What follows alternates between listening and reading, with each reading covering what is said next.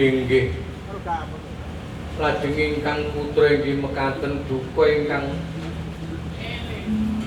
nyidra menika boten nyumurupi ibu ingkang putra ya tanah yen kaya mengkono nggih putraku Kunto ayo bali menyang kraton Ngamarta nggih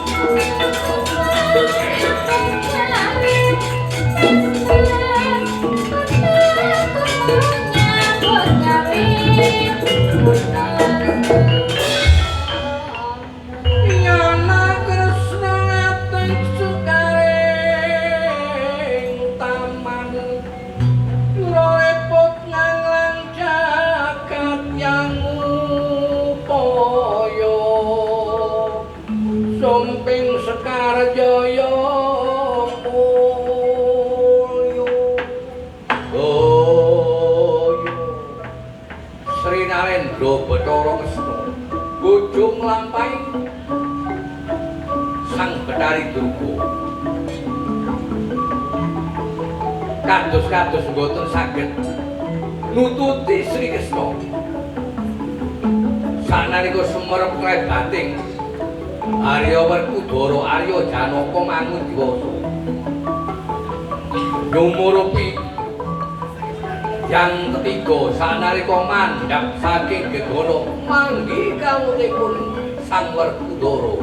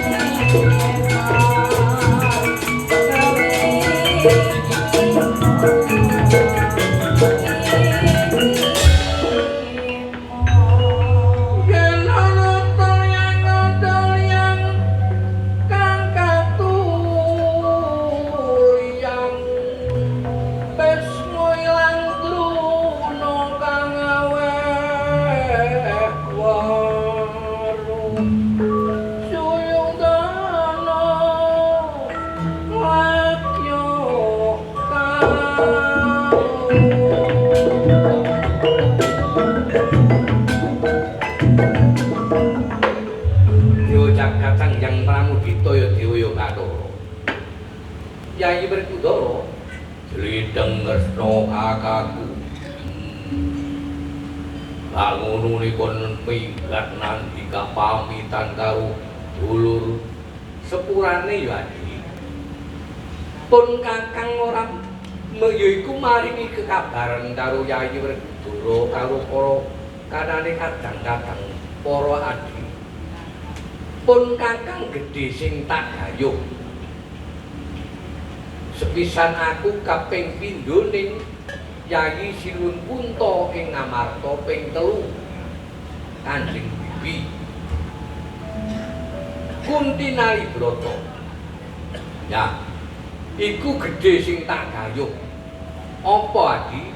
Mung ora liya ananing Wahyu Kembang Tirtondaru sing nyata Dewa Suralaya ngeduna wahyu katentreman ana nggoning Nak Ayu Mercawata. Lah ngono menimben iki pamit negara Ngamarta Kisra dijaluk ananing ratu saking Dudur Sewu Sang Prabu Angkara Jalma iku sing dijaluk liwat patihe yaiku sing kena darani Andhaka Jalma. Dadining Andhaka Jalma mbuh ora ngerti ananing putra Pandhawa kabeh kalah. Ora ana sing menang ngayuda. Lah iki liya dina ana salah sawijining mbuh aku gak ngerti. Ana sing gawe pati ananing Andhaka Jalma ruh-ruh wis mati ngono. Apa ya kaya mengkono jomblo nggih. Pun leres aturi ndara kula ndara gedhe iki. Pun mara-mara pecah kirangan sing ndamel pecah. Nyata-nyata niku nek disepelekaken kali liyan ngono. Disepelekaken kali liyan. Alaga seto. Yo Kakang, ngrungokno amongane, ngrungokno malih jomblo. Pun boten enten malih. Pun tafsiran kula nggih niku pun dina kali tiyang, dinyek kali tiyang pun. Ya Bapak yen kowe mengkono kekarepan ngadisena aku bakal ngluruk nyang Dudur Sewu. Yen kowe mengkono aja nganti suwen Adi. Ayo padha makan nyang Dudur Sewu.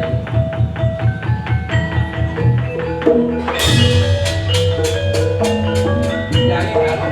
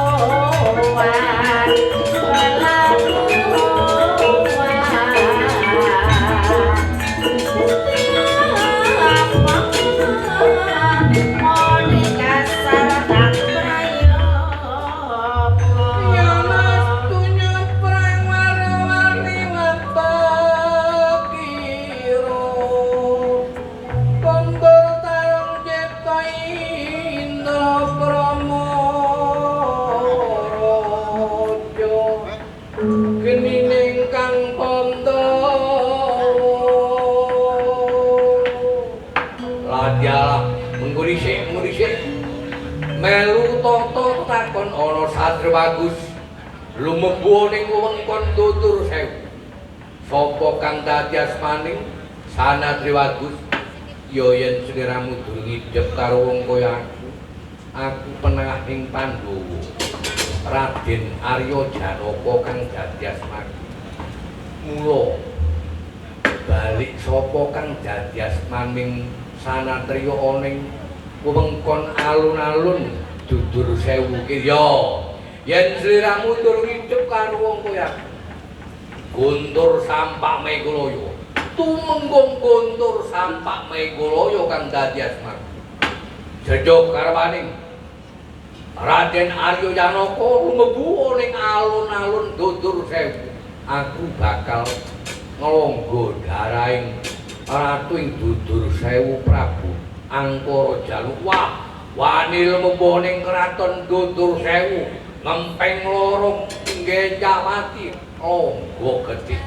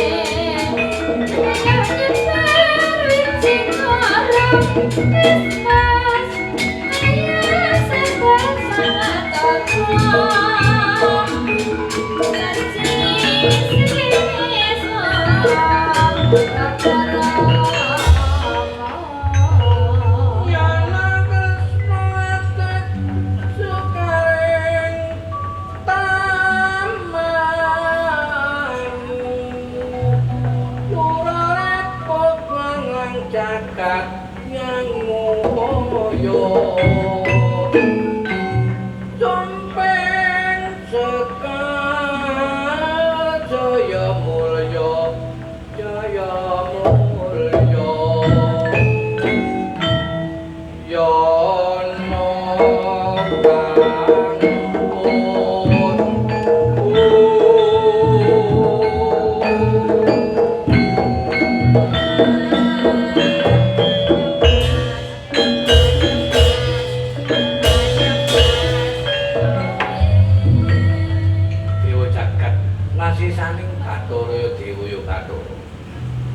Yayi Janaka inggih kaya apa Adi? Inggih boten saged ngawonaken Kakang ingkang rayi. Lumit-lumit saestu mekaten. Waduh, jomblo. Nggih, Ndara. Lah terus iki apa? Jomblo. Oh, nggih. Lah terus nek sedaya niki boten saged ngatasi niku. Intene yang golek mitos raya jomblo.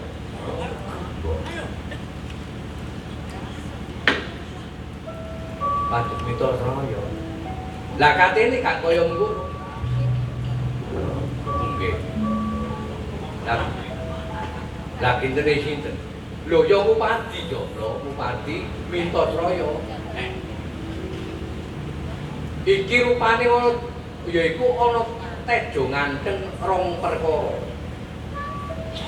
Napa wonten rupane nggih nek niku ningali nggih meja niku dodol. Apa? Meja. Tejo kok meja. Oh, kula kinten meja. Nggih. Nek ngoten disungsung wonten tejo niku. Ah, yen kowe ngono Arya Janaka, karya dipun Kakang ndak nyungsung ananing tejo rong perkara iki.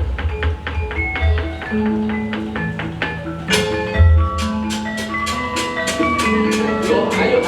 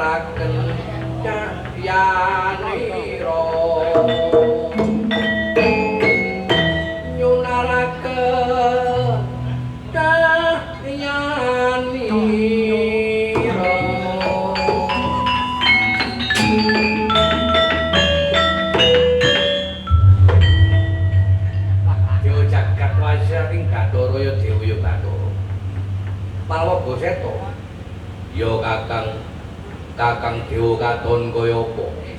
Iki rupaning dalanging Pandhawa grumpuk ndolek jago. Tegese ndolek Mintasraya ngono. Sing tak jaluk umpamane wong kaya aku karo sliraning di Mintasraya gelem ya, Adi. Aku manut karo Kakang Dewa Katon ae. Anut wong kaya aku. Dadi para nganut ya Adi. Ya Kakang aku nganut. Ah, rupane iki kaya dening yaiku karo Panakawane. Nek deleng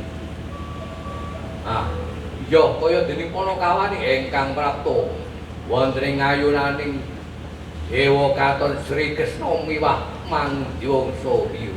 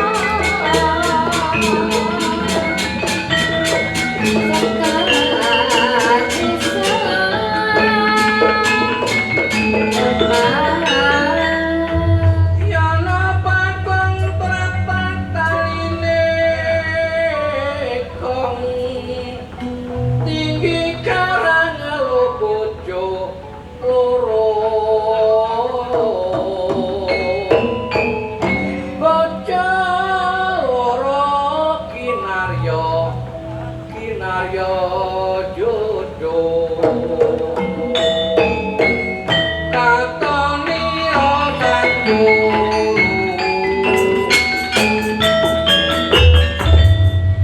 yo jagat panjang perang Ditaya Dewa Bathara mengko dhisik melu tetakon sapa kang dadi asmane yo yen sirane durung tambu wong kaya aku Bambang Dewa Katon kang dadi asmane oh Bambang Dewa Katon lah sing siji iki dulur Panom Palwaga Seta sirane sapa aku Ratu Ndiwarawati bakal ngupadi Wintasraya wong kaya aku negara Ngamarta dibedah karo ratu saka ing Dudur Sewu dadi ora ana sing mumpuni mengkono mamula-mamula nuruta karo Panakawan nak wis Ndara apa jomblo kirane niki nek ningali berita-berita ini boten mangke Rama Semar. Puniku iso nek ningali ku ning nggih rupane ning ngoten. Aku dudu Semar. Aku Dewa Katon.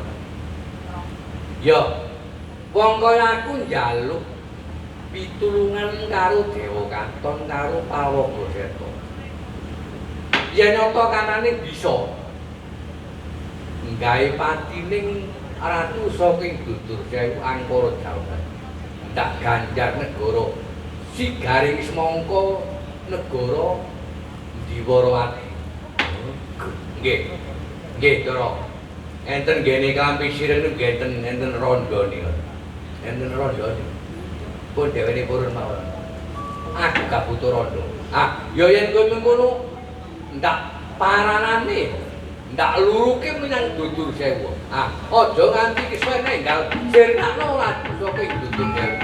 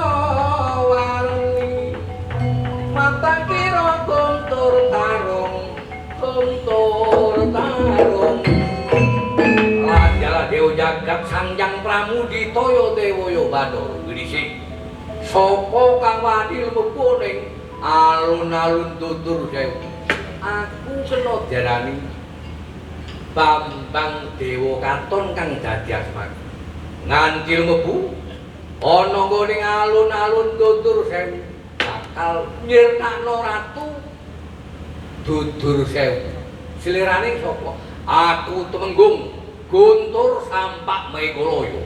Guntur Sampak Megoloyo. Gelem yo bali, ora gelem yo bali. Yen nyoto ora gelem bali, ndak sirnakno. Ana nggo ning Dudur Sewu ki yo tak baleno menyang ajal kamulyan won.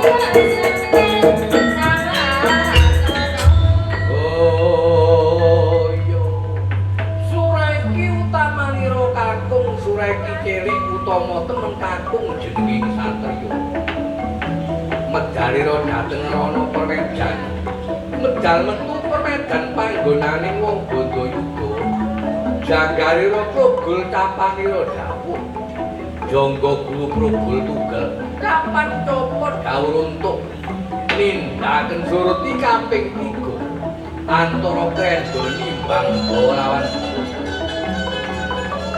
andhatengaken perang yudaning nebihaken sengkalaning tanpa paripurna panca lima purna ilang wong brai sangka lali wong kena sangka baena jonggo jilaganing tumenggung Guntur sampak Megoloyo Jayaning Tambang Dewa Kanton sanalika Guntur sampak Megoloyo diranting wonten tembina cara wong brengkes Lukar gegondongi mecitat biting Badar Widar Sanjang Betara Kala waksul dateng kayangan Prabu Poprak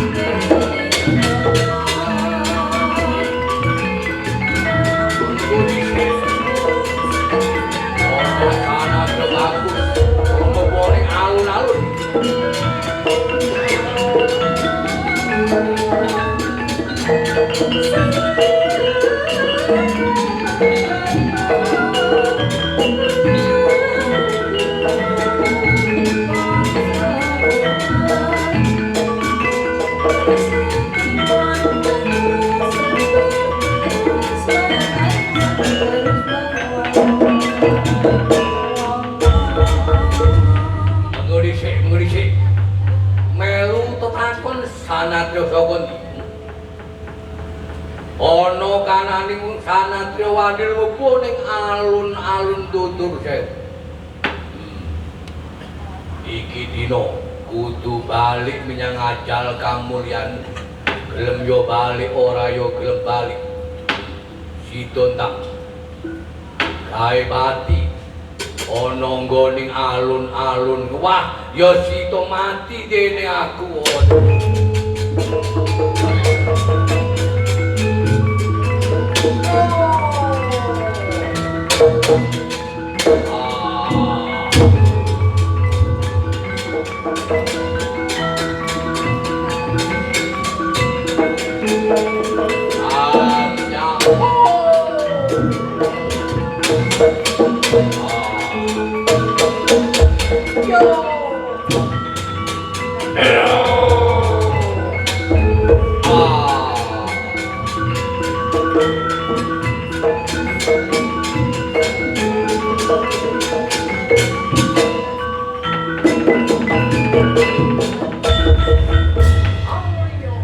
Kawontening ratu saking negari Duduru Sewu anggenipun gumbel kalian Palwaga Setong Badar Wigar Yitma Dasa Muka kalian Begawan Kapiwara kawangsulaken dhateng kubur Gunung Sim. Begawan Kapiwara wangsul dhateng pertapan Kendari Sadawira.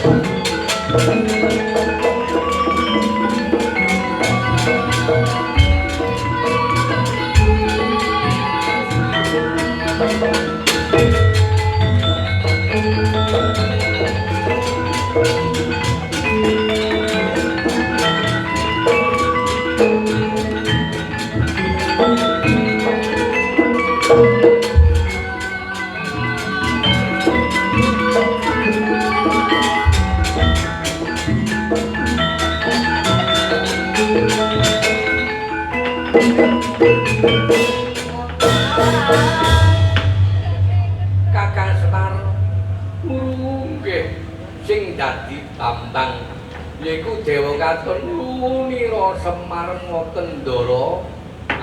Iki dina Kakang kaya-kaya dening wis cukup anggon mriko nindakno pementasan iki Kakang Badranaya. Aku pasrah karo Rika ya Kakang Semar. Nggih nek ngoten nggih kula tindakne ngoten. Aku pasrah apa jare Rika Kakang Badranaya. Oh iya. Kyaining Lurah Badranaya. Ing ngriku nyuwun dhateng Gusti ingkang dhateng ngarsani Gusti ingkang Maha. Assalamualaikum waalaikumsalam kaki danyang nyai danyang. Kang Cikal bakal mbawresa desa Mejaya ngriki Jalan Resti. Kula nyuwun tulung sampeyan dhateng ngarsane Gusti Kang Maha Suci. Sampeyan jagi ketentremaning kawula cilik wonten Mejaya ngriki. Sampeyan tebihaken saking sare, sampeyan ditepataken saking pidana. Sageta kalis ing sambikala luputing rubeto. Murah sandang kelawan pangan tentrem seger waras. Kula nyuwun tulung saestu sampeyan jagi seger warasane kawula alit wonten ing desa Mejaya ngriki sageta tentrem ayem.